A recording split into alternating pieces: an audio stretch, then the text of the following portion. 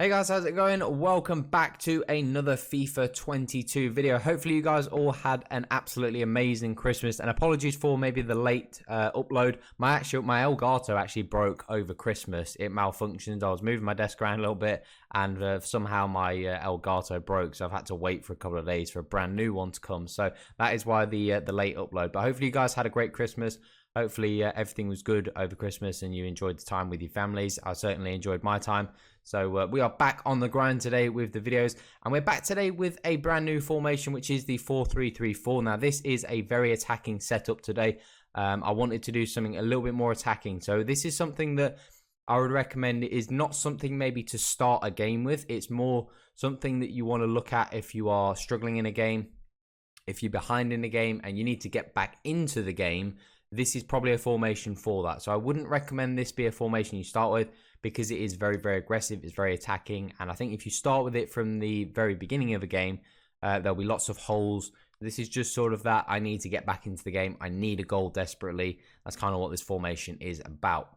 But in general, the 4-3-3-4 is a brilliant formation. Even if you want to tweak this slightly and actually have it as a starting formation, the 4-3-3-4 is a very good one. Now, so going into the tactics, we're starting on press after possession loss. Now, press after possession loss is very, very effective. It's certainly, I think, something that's become more effective as the game's gone on. I think the game has started to become a little bit more like previous FIFAs. And playing against the press is obviously very, very difficult. AI is a lot more intelligent this year in the way that they programmed it. But general, playing against the press is hard, especially if you're playing against someone who is very, very good and knows how to control that press.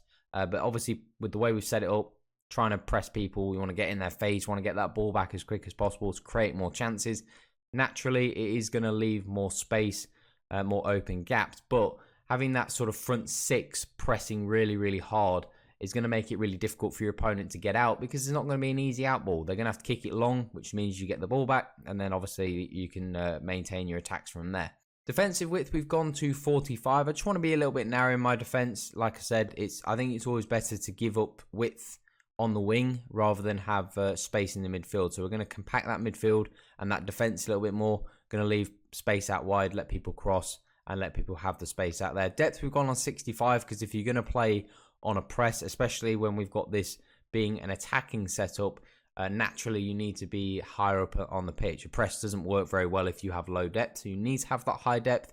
Obviously, it's going to leave the space in behind. It's going to leave space all over the pitch, but you're trying to get back into the game. You're trying to get an extra goal. So playing with the press, playing with the 65 depth, you go even higher if you want. If you feel even more comfortable going on like 75 or something, I just think 65 works a little bit better, because whilst you obviously are trying to get back into the game, you don't want to give up that goal too easily, and then it becomes, let's say, 3-1, and now you've got no chance of getting back into the game. So I still don't think you want to go absolutely mental, hence why we didn't go on constant pressure, because I think that just allows too many chances, too many easy opportunities. But press on possession loss works very, very well. Still gives you that shape, but still gives you that press as well. In terms of build-up play, naturally it's going to be on fast build-up. Now, you could go with long ball if you fancy, but I think because this is kind of a press, this is kind of a, frenetic, frantic sort of formation, and also the setup, I think fast build-up works well. It just kind of suits with that crazy play style that you're going to be playing in this formation. Obviously, last 15, last 20 in a game, you're kind of itching for that goal. Everything needs to go towards being attacking and being crazy and going forwards. Now, it also, like I said, it doesn't want to go too far the other way and just become way too open and just you're essentially giving that third goal away. But playing fast build-up in this formation works really well as well, because the cam and the striker link up very well. The mids can link up with the cam, who then can play it forwards to the wingers and to the striker. So it's a very good formation to play fast build-up in. Now, in terms of chance creation, we decided to go with direct passing. Now, the reason why direct passing is very, very effective, obviously, if you're trying to get back into a game, you need lots of chances being created. You need your strikers running in behind. You need them making those runs in behind. You need to make sure that obviously you've got as many players as you can getting forwards in that attacking position. So playing with them on direct passing makes sense. All these things combined, direct passing, fast build up, the high depth, the possession press on possession loss, is going to leave space.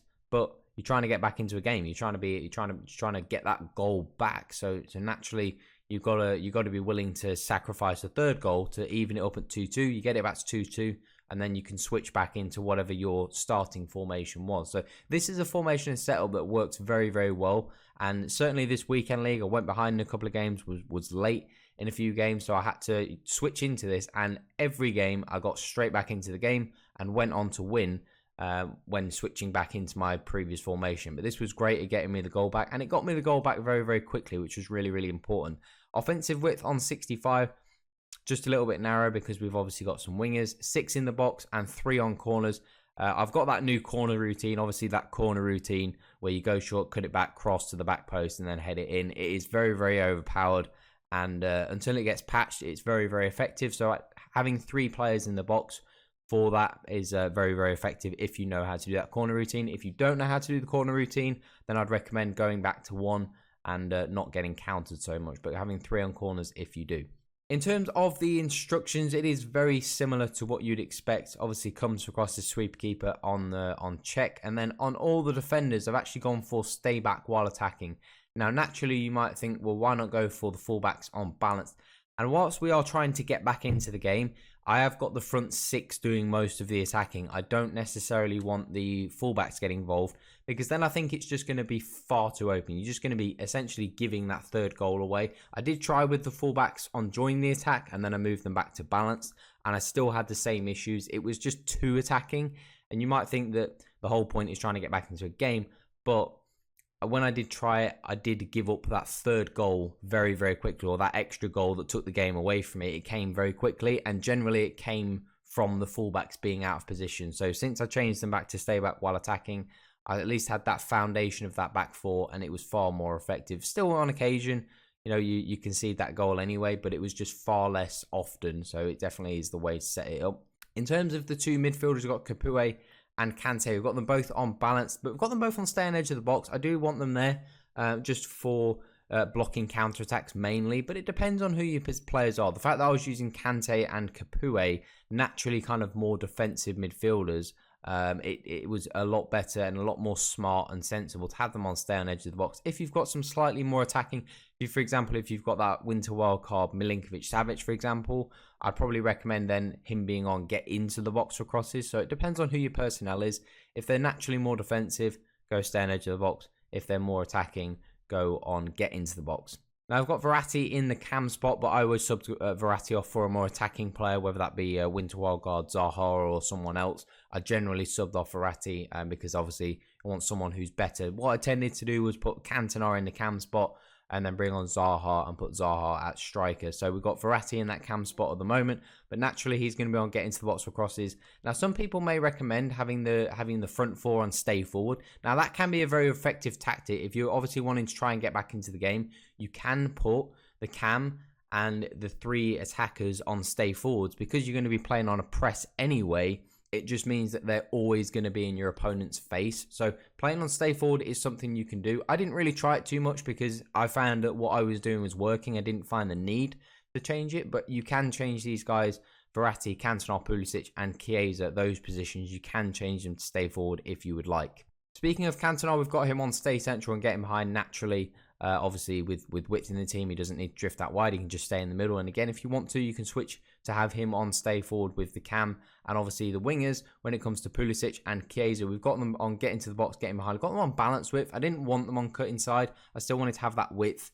So I didn't want them to become too narrow. And again, you can have these guys on stay forward if you feel like it. Having that front 4 staying forwards and obviously being on that press means that it's going to be really hard for your opponent to get out, because your players are going to be all over them all of the time. So that is it for my attacking 4-3-3-4 formation. A very good formation, something that I've used all the time, especially when I want to get back into games. Generally, probably 80% of the time, it does that exact job for me, gets me back into the game, and allows me to then go on to get more victories and salvage some losing positions. So if you do want to try this out, do let me know down in the comment section if it works for you. Let me know also down there if there's any other videos / formations you'd like us to cover, and we'll do our best to get them out as much as we can. Hopefully you guys had a great Christmas. Hopefully you guys are looking forward to the new year like I am. I'm very excited for the new year. Lots of things we want to get ticked off this year. Not just in YouTube, outside of YouTube as well. So hopefully you guys are excited for that. But that's it for today's video, guys. Drop a thumbs up and subscribe as well if you're new to the channel. But that is all today, guys. Have an awesome day. I'm out.